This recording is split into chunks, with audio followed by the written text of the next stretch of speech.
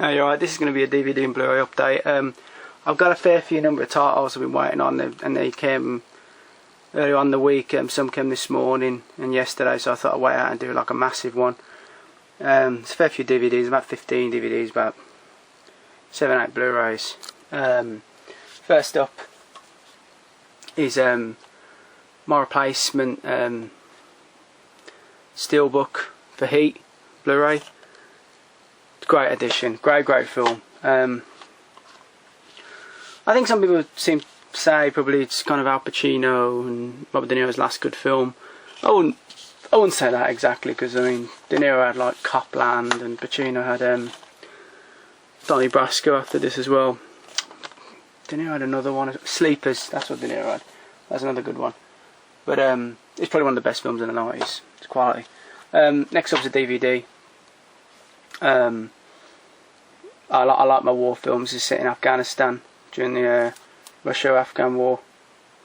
And it's The Beast. It's about a tank unit that are basically in constant clashes with the Mujahideen fighters in Afghanistan. So this is really good. I'm going to check it out for a while. Up next is another DVD. This came this morning. Which is why I waited on. I was expecting a few. I was going to do one yesterday, but I thought I'd leave it. I'm kind of into... I like my kind of political kind of thrillers, and if they kind of tinge of history as well, all the more better. This is a series, and I've got 2 of these as well. You'll see another one in a minute. About the same family. It's Kennedy. This is Brad Davis as Robert Kennedy.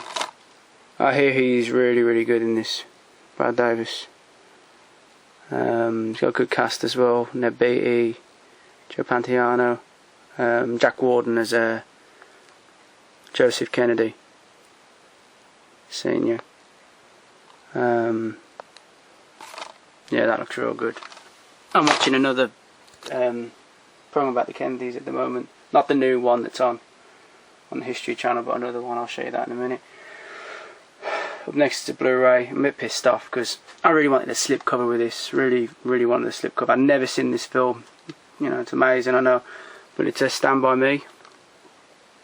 I hear it's a classic film. I've never seen it.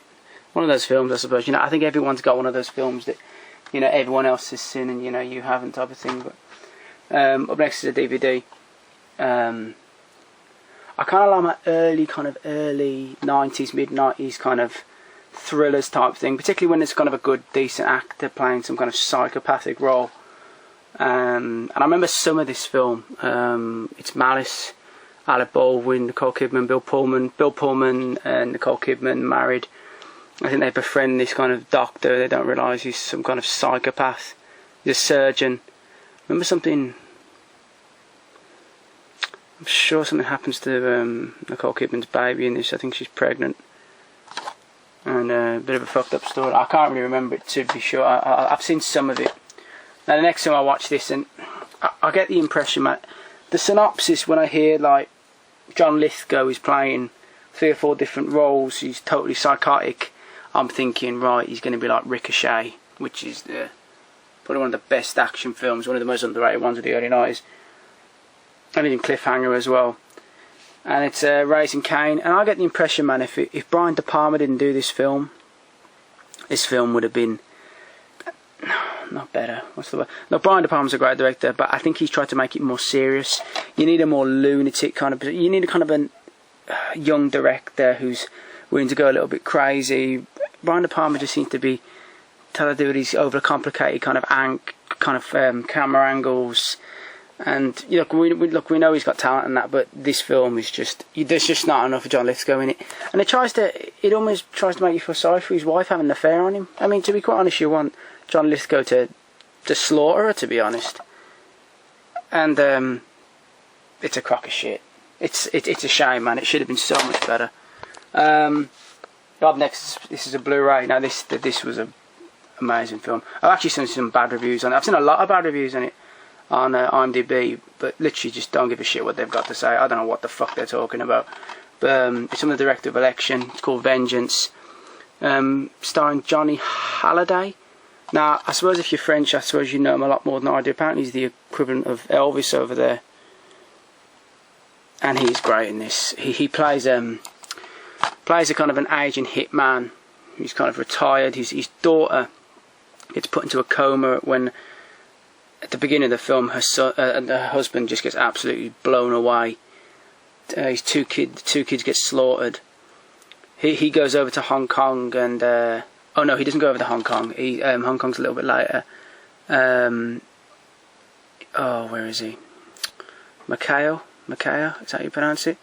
And then he goes to Hong Kong later. Hires these 3 assassins, or brothers. One of them being Anthony Wong, you know him from like, well, another film I'll talk about in a minute. But it's absolutely a great film. There's fantastic shootouts in this. You know, I think at first, I think when you see some of the blood, I think people would think CGI, man, and it's not. It just looks fantastic. The shootout at the end. There's 2 amazing shootouts at the end. It's a great film. I'd really recommend that. Don't listen to anyone on IMDb. I mean, the day I ever listen to them anyway, but they don't know what the fuck they're talking about. Right, up next is a DVD. I'm really into. As I said, I like my political, historical films. Really like them. Besides Gary Sinise, a hell of a good actor, and I saw him recently playing George Wallace, Governor of Alabama, and he's playing Truman. And I hear he's absolutely great in this film. Yeah, and I love all like the historical things. You know, I mean, some of the stuff from John Frankenheimer. You know, that's not John Frankenheimer, but yeah, it should be good. Right, this is a historical film. I got this from Thailand. It's about the early kind of rise of Alexander Nevsky. He was Russian prince in Novgorod. He was kind of famous for this battle of the Teutonic Knights at Lake Peepers. That was a more famous battle, but even that battle was quite small in comparison to other battles in size. And this is Alexander. Well, it was Battle of the River Neva. Basically, he kind of defeated a crusading force from Sweden. But to be honest, the battle really wasn't that big affair. Probably involved a few thousand on each side. I know a little bit about it, but I hear the battle is okay. It's a little bit amateurish in the film, but back into kind of the medieval kind of thing again.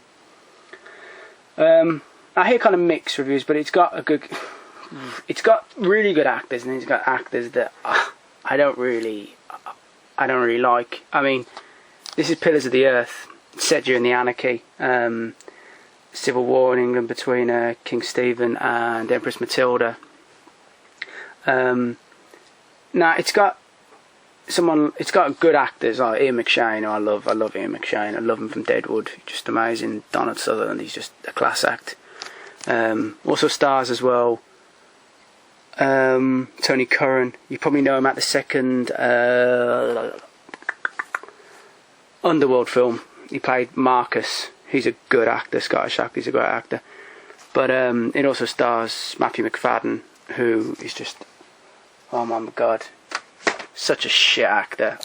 There's certain actors there's just actors that I just can't abide. And he's one of them. This came this morning.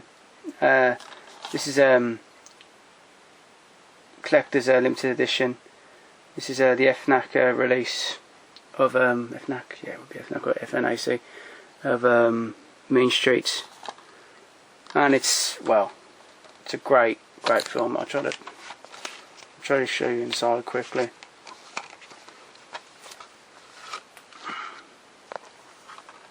I haven't seen Mean Street in years, man. I haven't seen it in years. I had it on VHS back in the day, and I don't think I ever upgraded. There's so many kind of films I didn't upgrade back in the day before I chucked away. Because I had a VHS collection of a good, as I'm sure a lot of you did, of a good few. God, I must have had 400 or 500 tapes. I threw them all out. Some of them I really regret throwing out because, you know, they still haven't come out, and I probably could have particularly the Keep films like that. The Keep and a few other kind of horror films. Wish that had come out. That's got no it's got no relevance to this whatsoever. But yeah, but I should have upgraded long ago. And I look forward to watching it. It's a really, really nice release. That. Right, up next, this is horror film. Toby Hooper, who I'm a big fan of. I think he's a great director. He's done some great stuff over the years. It's The Mangler, Robert Englund. Don't really know too much about it. Is this the one with the machine being possessed? Yeah. It should be good. I like a lot of my, as long as it's no Mind Ripper or anything, because Mind Ripper is probably one of the shittest horror films I've seen at the minute. This is this is a political. Oh no, not really political. It's kind of in the same vein as Taps, and it's Lords of Discipline.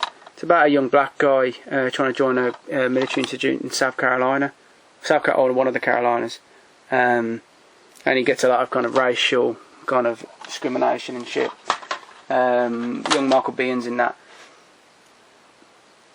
Oh, next, this is a horror film. I have heard actual good things about it. It's comes in a very nice kind of slipcover as well. It's Wakewood. It's kind of, I think, got a bit of that Wicker Man type vibe with the villagers. I think young couple, I think something's happened to it. Yeah, death of their child, and I think they want to raise him. Must have that sort of Pet Cemetery type vibe about it, you know, they shouldn't come back and shit like that. Right, up next is a TV series. I had this on Region 1 release ages ago. Never got a chance to watch it because I borrowed it to a family member, and instead of giving it back to me, they lent it out to someone else, and that person lost it. Well, we never got it back. That kind of pissed me off. But it's The Kill Point. I kind of preferred the Region 1 release because it came with like a nice slip cover. It stars Donnie Wahlberg and John Leguizamo. I hear this is real, real good. As I said, I didn't have a chance to even watch it before it was lost. This is another DVD. This is The Fly 2. Eric Stoltz has got an alternative ending as well. I've never seen this. I've only ever seen the first Fly. Got this fairly cheap, so... Or did I get that fairly cheap? I'm not too sure. I think I got it fairly cheap. Up next is another DVD. One of those kind of mid-90s sort of serial killer films. I think Copycat was another one. It's got a decent cast in this as well. Lance Hendrickson, John Malkovich, Kevin Conway, Andy Garcia, Jennifer Ate. As I said, I don't really know too much about it, but I picked it up dirt cheap. Up next is a Blu-ray. This is limited to, I think, 750 pieces. I think it could be limited to just a little bit smaller than that. I'm not too sure. It's Aftershock. It's about the 76 earthquake, China.